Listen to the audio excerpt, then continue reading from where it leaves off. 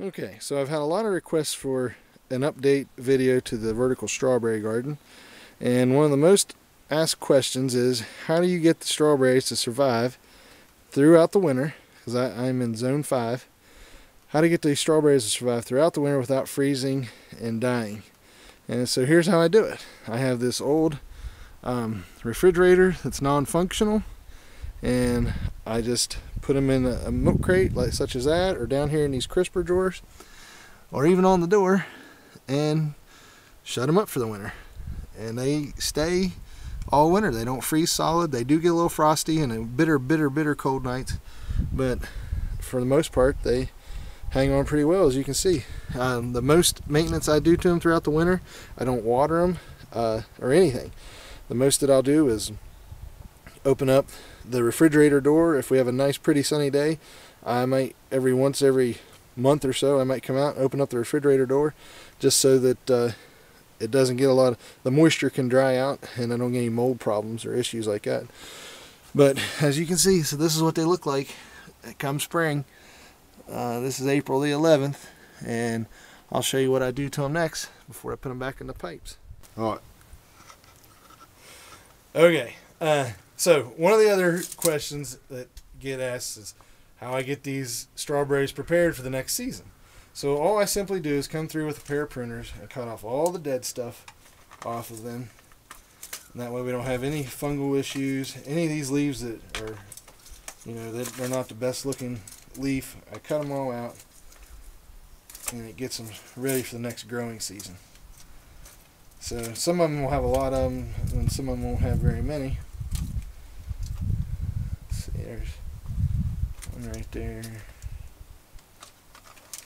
Well, don't worry about how many leaves you prune off, because these things will spring back and they'll grow lots of new growth. Won't have any problem. So now that I have all the dead growth cut off and that plant's ready to go to start producing, an issue that I had last year, I didn't have the first year, was that we had so many strawberries last year that they would grow, and the runner would grow up and have all these strawberries on it, and they'd get so heavy they would pring down here, and eventually the weight would crinkle it, kind of like that, and those strawberries would no longer get any nourishment. So we had small strawberries. Now the ones that didn't, that were supported, they grew these really nice, great big strawberries. So what I'm going to do to remedy that is I'm going to go along here and I'm just going to cut these plastic bottles down to the soil line, because I really don't need them that tall. I had them that tall to start with, but now that the soil's all settled, it's not really a big deal. And it's all root bound in there, so I don't have to worry about losing any soil. But I'm just going to cut them off as such, and that will leave less of a lip for those strawberries to lean on and crinkle off the nourishment. So there we have it. A freshly cleaned up strawberry plant ready to go back in the vertical garden. Okay, so the vertical garden is empty, as you can see. I don't have any plants in it. We'll start putting the plants back in here. What I want to do is make sure that the wick goes down in the pipe like this, and then I'll stick the nose of the bottle back down in the pipe. And a question that came up the other day was people couldn't figure out how I'm attaching these bottles to the wooden slats on the woodshed. So all I have, and you can see right there, is I have a little hole cut, or a slot cut right there, and I have a screw right here, and I put the wick down in here.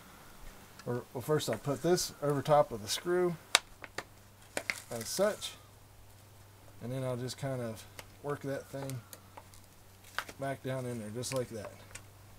So then what you have is it's held in place by the screw, and it won't go anywhere, and it's nice and firm. And the wick's in the bottom, and it'll wick all the water and the nutrients up to the plant, and they'll grow just fine.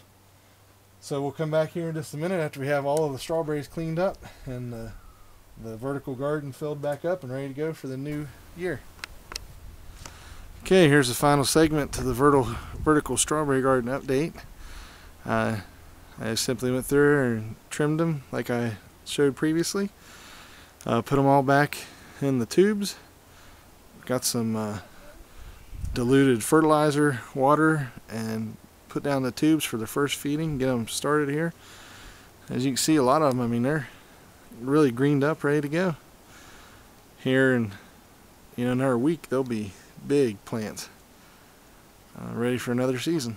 So I hope that this helped answer anybody's questions that they had on how I took care of these strawberries over the winter and how I got them ready for the springtime. Thanks for watching.